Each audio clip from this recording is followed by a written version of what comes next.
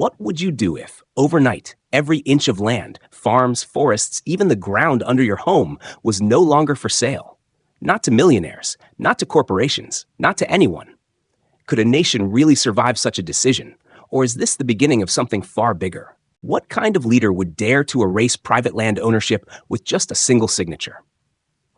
Imagine waking up one morning and hearing that every square meter of land in your country, farms, forests, even the plots beneath city streets, was no longer for sale. Not today, not ever again. That sounds impossible, doesn't it? For centuries, we've been taught that land is wealth, that property is security, that ownership is the cornerstone of stability. But what happens when a president stands up and says the opposite? That the ground you stand on does not belong to investors, corporations, or elites, but belongs to the people as a whole. What does that mean for the world? And more importantly, what does it mean for the people who've spent their lives working soil they could never call their own? Hello everyone, welcome back to the channel. What I'm about to share with you is not just news. It's a story that flips everything you thought you knew about ownership upside down. It is shocking, it is unsettling, and it is happening right now in the heart of West Africa. Picture this. In early 2025, without fanfare, without global headlines, a law was signed in Burkina Faso that permanently ended private land ownership. It wasn't a suggestion, it wasn't a reform, it was a declaration. Land, from the cities to the countryside, from the forests to the farmland, was no longer a product to be bought and sold. It became something else entirely. A right, a trust, a collective inheritance. Just think about the weight of that decision. Not a single square meter could be purchased by a foreign company, a wealthy elite, or even the richest individual alive. The very logic of the free market, the one that treats land as real estate to be flipped, leased, and commodified, was suddenly broken. When I first learned this, I asked myself, why would any president take such a risk? Why walk straight into the storm of criticism from investors, think tanks, and global powers? Why push a decision that would surely be labeled reckless, radical, or even dangerous? And yet, that's exactly what happened. Captain Ibrahim Traoré didn't hesitate. He didn't ask permission. He didn't call for debates or televised hearings. He put pen to paper, and with that stroke, he rewrote the meaning of ownership in Africa. It's hard to explain just how disruptive this is. For decades, African soil has been treated like a resource to be exploited. Resorts built on sacred land, oil drilled beside schools, endless fields planted not for local families, but for European supermarkets. Ordinary people were left behind, forced to rent tiny patches of land from landlords who often never even stepped foot on the property. And yet, with one law, all of that was stopped cold. The message was simple, but earth-shaking. Never again. Now pause for a moment and let that sink in. If land is no longer for sale, if it cannot be bought at any price, what does that mean for those who depend on it? For the small farmer who has fought for decades to feed his family? For the women who make up the backbone of agriculture but rarely see their names on property deeds? For the youth who were always told there is no future in the village, who left for overcrowded cities chasing dreams that never came true? Suddenly, they are no longer outsiders to their own soil. They are no longer beggars waiting for access. They become rightful custodians, recognized as people who belong, not because of money or connections, but because of identity and need. And yet, that's only the beginning. Because when you strip away ownership, you don't just remove a transaction, you open the door to an entirely new system. The question is, what fills that void? Who decides how land is used, who benefits, and how the future is shaped? Traore's answer is both radical and simple. The land will empower those who need it most. That flips the script not just on Africa's history, but on the entire model of global development. Think about the ripple effects. Markets called it reckless. Analysts warned of collapse. Foreign embassies whispered of sanctions. But beneath all the panic is one undeniable truth. If Burkina Faso can do this and survive, what's to stop others from following? What happens when Mali, Ghana, or Kenya begins to ask the same question? What happens when the very idea of land as private property is no longer sacred, but challenged head-on? I don't know about you, but to me, this feels less like a local policy and more like a spark. A spark that could ignite conversations across the continent. A spark that could inspire a generation. a spark that makes the powerful nervous because it proves that another way is possible. That's why this story matters, not just to Africa, but to anyone who has ever wondered whether the rules we live by are truly unshakable. If this already has you curious, if you're feeling the weight of what it might mean when a nation says the land belongs to the people, then you won't want to miss what comes next. Because the deeper we go, the more surprising and unsettling the story becomes. And before we continue, let me ask you for one quick favor. If you find value in this kind of deep dive, if you want to see more stories that challenge what we think we know, hit subscribe. Your support is what gives this channel the strength to keep going and bring you more of the stories they don't want you to hear. When the news first broke, many headlines summarized it in just one shocking phrase. Burkina Faso had abolished private land ownership. That was the surface, the bold declaration. But as I looked closer, I realized there was another layer to this story that few people seem to be talking about. Everyone focused on the clash between Burkina Faso and the outside world. Foreign investors, global markets, diplomatic powers. Yet the more I thought about it, the more I saw that the true disruption wasn't only external, it was internal. This wasn't just about saying no to outsiders. It was about rewriting the rules for the elites within the country itself.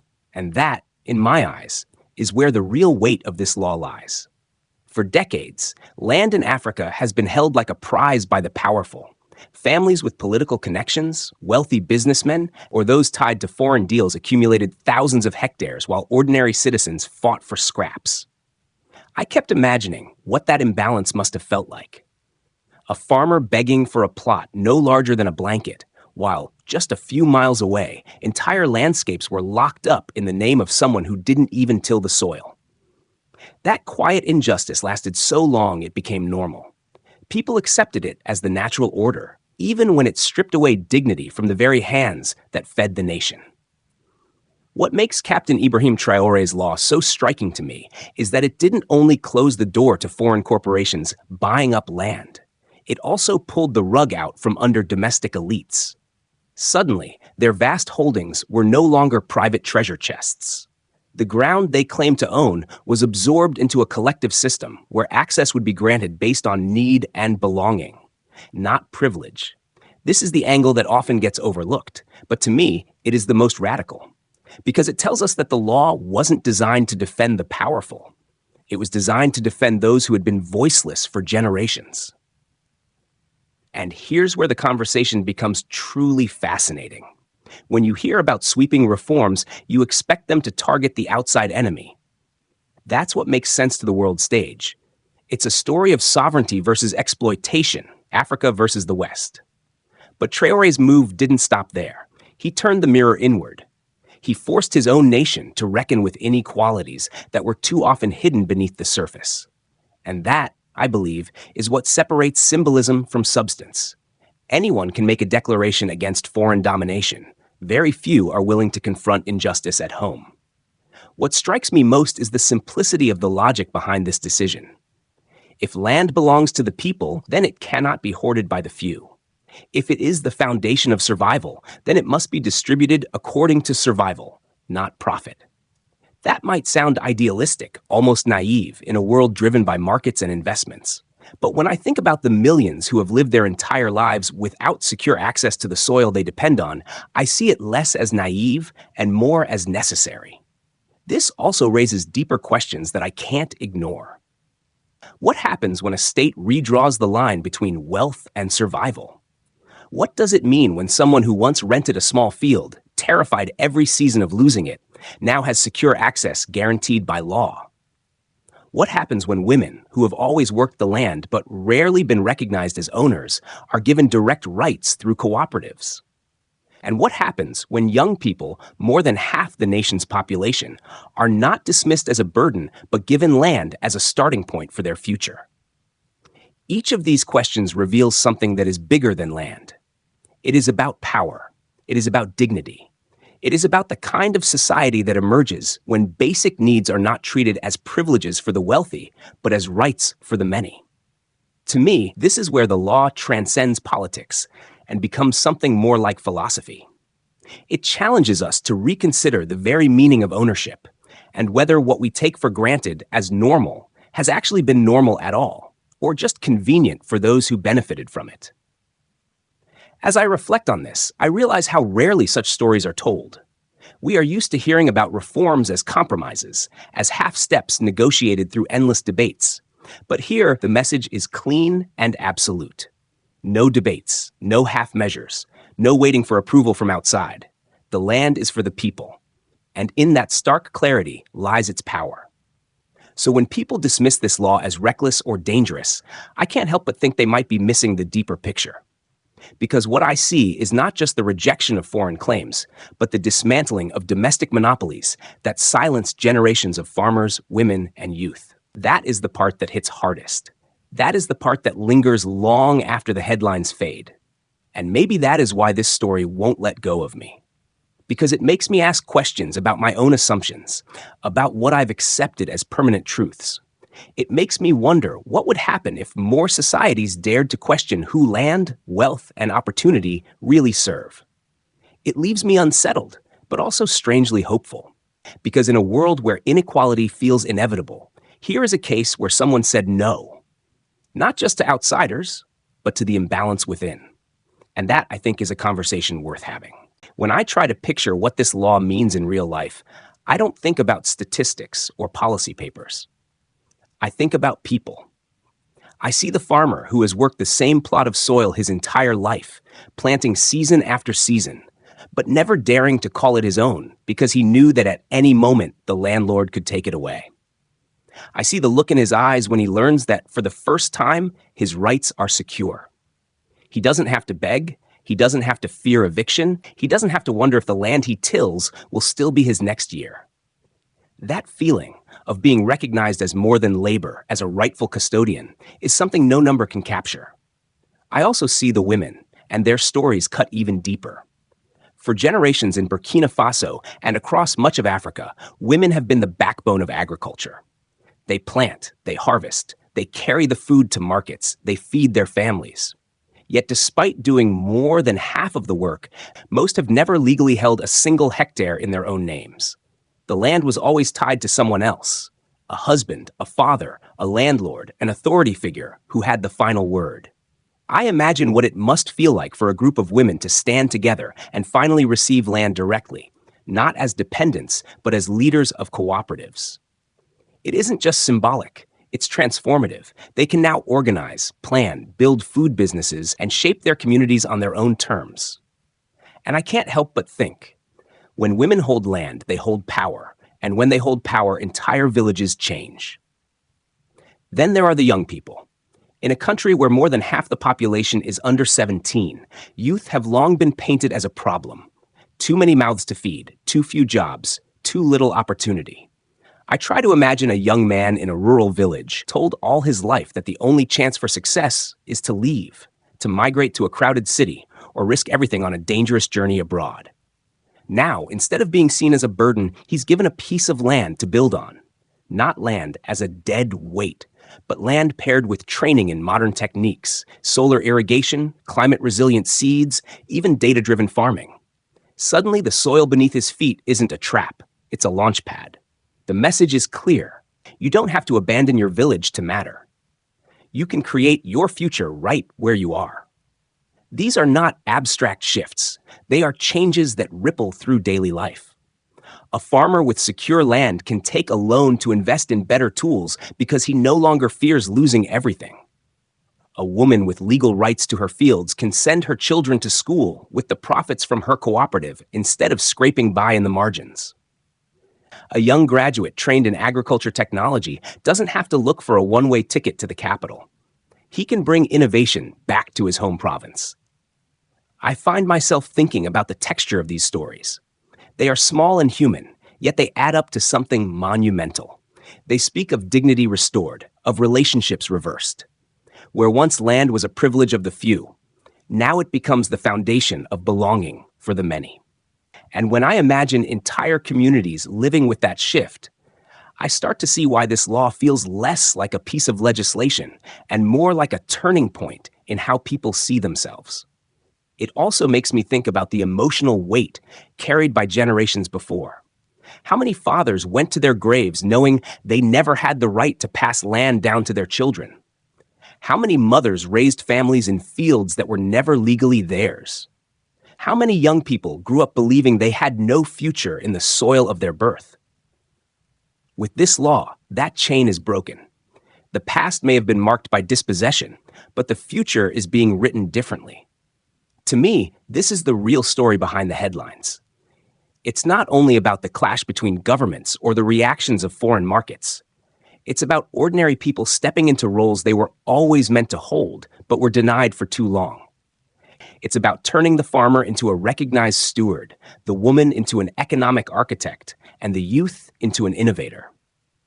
And when I let those images settle in my mind, I realize why this moment matters. Because it's not just about soil and crops. It's about identity, belonging, and hope.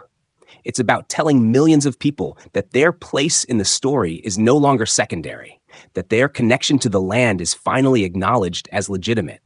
That kind of recognition changes how a nation breathes, how it dreams, how it fights for its future. This is the power of storytelling through real lives. It's not just a law on paper. It's the sound of a farmer saying, "This field is mine to work." It's the vision of a woman leading her cooperative into a new season. It's the determination of a young person looking at the horizon and seeing possibility instead of exile. And that, to me, is what makes this transformation unforgettable. When I step back and try to make sense of what happened, I realize this is more than a bold signature on a legal document. It is a challenge to the logic the world has lived by for centuries. We have always been told that without private property, without markets buying and selling, society cannot grow. We are told that ownership is the engine of prosperity. But in Burkina Faso, a different truth is being tested. The government didn't just say that private ownership was unnecessary. It declared that ownership itself had been part of the problem. And that raises questions that are uncomfortable, even for me, because they shake the foundations of what we think is normal. I find myself asking, what if the very system we believe guarantees freedom has in some places guaranteed inequality instead? For decades, land in Africa has been a game of power. The rich and the foreign could always buy more, while the poor could never catch up. The logic of the market was supposed to be neutral, but in practice, it rewarded those who already had the means and punished those who didn't. That's why I see Traoré's law as more than just a local reform. It is a direct rebuttal to the idea that land must always follow the rules of capital. Of course, this makes people nervous. If land is not for sale, how do you attract investment? If ownership is impossible, how do you build trust with global partners? These are the questions that echo in boardrooms and think tanks. But from another perspective, I can't help but notice how those very questions reveal something else. They assume that the value of land exists only when someone can profit from it. What if, instead, the value of land lies in whether it can feed a family, sustain a community, or protect a culture? That's the heart of the debate. When I compare this with South Africa's long struggle over land reform, the contrast is sharp. There, years of debate, committee hearings, and international pressure delayed action. Every step forward was slowed by the fear of scaring investors or angering partners. Burkina Faso chose the opposite. It didn't wait for approval. It didn't soften its language. It acted swiftly before the arguments could suffocate the decision. Some call that reckless. I see it as courage, because in the face of enormous pressure, sometimes the only way to break the cycle is to move faster than fear can catch you. But boldness comes with risk. I don't ignore that. A sudden change like this can create uncertainty. Markets hate uncertainty. Investors will pull back, aid may be suspended, and critics will point to every struggle as proof that the policy is failing. This is the cost of swimming against the current. Yet what strikes me is that Traoré seems to understand this cost and still accepts it. He isn't shouting into microphones or begging for patience from donors. He is quietly signing decrees, quietly shifting power from the privileged to the ordinary. It makes me wonder, is the real danger not that the reform will collapse, but that it might actually succeed? That possibility is what seems to terrify observers most. If one nation shows that land can be managed without private ownership, if it shows that stability and development can still happen, what stops others from trying? What stops Mali, Ghana, or Kenya from asking why they too must cling to systems that have long left their people behind? And if that happens, the logic of the global market, the idea that African soil is an asset to be traded, could begin to unravel. That is why the reaction is so fierce. It is less about Burkina Faso's size or resources and more about the precedent it sets. Personally, I can't help but admire the audacity. It's not often that a leader dares to confront both external forces and domestic privilege in one stroke. But I also wrestle with the uncertainties. Will this truly deliver prosperity to those who need it most, or will it create new kinds of struggles? Can a system built on collective access stand strong against the relentless pull of global capital? I don't have those answers. But I know this. By refusing to follow the script, Burkina Faso has forced the world to ask questions it would rather avoid. And that, to me, is the deeper truth behind this moment. It's not just about land. It's about the courage to test a different path, to reject what has been sold as inevitable, and to imagine something that doesn't yet have a roadmap. That's why I find this story so compelling. Because whether it succeeds or stumbles, it has already done something rare. It has made us stop and reconsider the rules we thought could never be challenged. And that act alone changes the conversation, not just in Africa, but everywhere. What struck me most as this story unfolded was the wave of reaction that followed. Almost overnight, major newspapers, think tanks, and international organizations labeled Burkina Faso's decision as reckless, even dangerous. Investors pulled out of pending deals, some aid was quietly suspended, and diplomatic ties began to cool. The message from the outside world was clear. This law was not just unusual, it was unacceptable. But when I looked closer, I realized something important. The fear wasn't simply about Burkina Faso making a mistake. The fear was about Burkina Faso succeeding. This is the moment where the story turns from a local reform into a global shock. Because if one small nation can nationalize its land, break from the norm, and still survive, what does that mean for others? What happens if Mali, Ghana, or Kenya begin to wonder why they can't do the same? What if the idea spreads, not as a political slogan, but as a proven model? That possibility is what makes the reaction so fierce. It isn't just the policy itself, it's the precedent it sets. And that is why the resistance is coming so fast, so loud, and so determined. For me, this is the climax of the story. This is the point where we see just how powerful an idea can be when it threatens systems far larger than the borders of one country. I can almost feel the tension in the air. On one side, you have a government quietly insisting that land belongs to the people who live on it, that soil is not for sale, that dignity matters more than deals. On the other side, you have a global order built on contracts, investments, and transactions. The collision between these two worlds is not theoretical. It's happening now, and everyone is watching to see who bends first.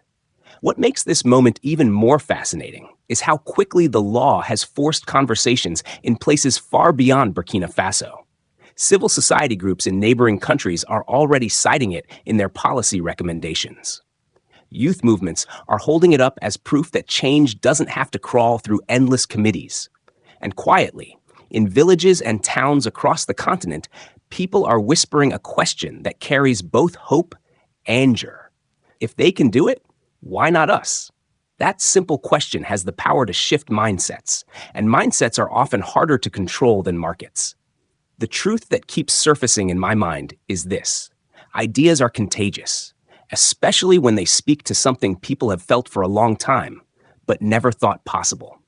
For decades, Africans have seen their land turned into profit for others while they themselves went without. To hear that a government has drawn a line in the soil and said never again resonates in ways no foreign policy statement can erase.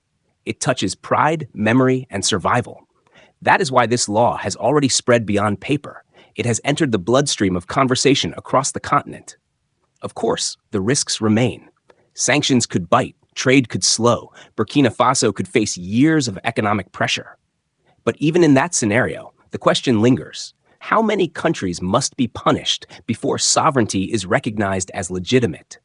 How many leaders must be called extremists before justice is allowed to stand on its own terms?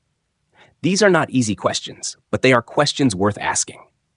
Because behind them lies a much larger issue: whether the world can accept that Africans might define development on their own, without permission, without compromise. When I reflect on this, I can't help but admire the determination. Traore is not shouting to prove a point. He is not demanding sympathy from outside powers. He is not apologizing. He is signing decrees, giving land to farmers, and watching as women and youth step into roles that once seemed impossible. It is a quiet defiance, but it is also a steady one. And I believe that's what makes it powerful. It doesn't rely on spectacle. It relies on conviction. So here we are, at the height of the story, with the stakes laid bare. On one side is the weight of global pressure. On the other side is the stubborn belief that land can heal a nation and return dignity to its people. Which side will win? I don't know. But I do know this: whatever happens next, this moment has already changed the conversation forever. The idea has already escaped, and once an idea like this takes root, it is very hard to uproot again. That is why I find myself compelled to keep watching, to keep asking, to keep wondering what the future holds. Because maybe the real question isn't whether Burkina Faso can survive this experiment. Maybe the real question is whether the world is ready to live with the possibility that they might actually succeed. When I look at the whole picture of this story, it feels less like a policy decision and more like a statement of identity. In Burkina Faso, a leader drew a line and said that land, the most basic foundation of life, would no longer be a commodity to be bought and sold. Instead, it would be protected as a right, something that belongs not to investors or elites, but to the people who depend on it for survival. That decision was bold, unsettling, and disruptive. It challenged the global economic system, it disrupted the privileges of domestic elites, and it invited criticism from all sides. But it also gave something back that is harder to measure: dignity. For the farmer, for the mother, for the young person, the soil beneath their feet now carries a different meaning. It is not a transaction. It is their place in the story of their nation. To me, the deeper lesson is not just about land or politics. It is about courage. It takes immense courage to challenge what the world insists is untouchable. It takes courage to face the backlash of those who benefit from the old system. And it takes courage to believe in people who have been overlooked for so long. That's what I see in this story. The belief that ordinary men and women, when given the chance, can become the true architects of their future.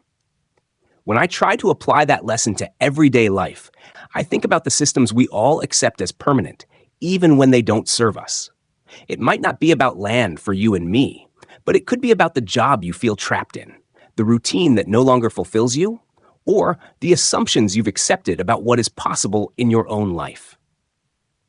The message here is simple. You don't always have to play by the rules that were handed to you. Sometimes the most transformative step is the one that dares to challenge what everyone else calls normal. So, I want to leave you with a question. If you had the chance to change one rule in your own life that has held you back, what would it be? I'd love to hear your thoughts. Please share them in the comments so we can all learn from one another's perspectives. And if you found value in this story, please consider subscribing to the channel. Your support is what inspires me to keep creating more meaningful content for you in the future.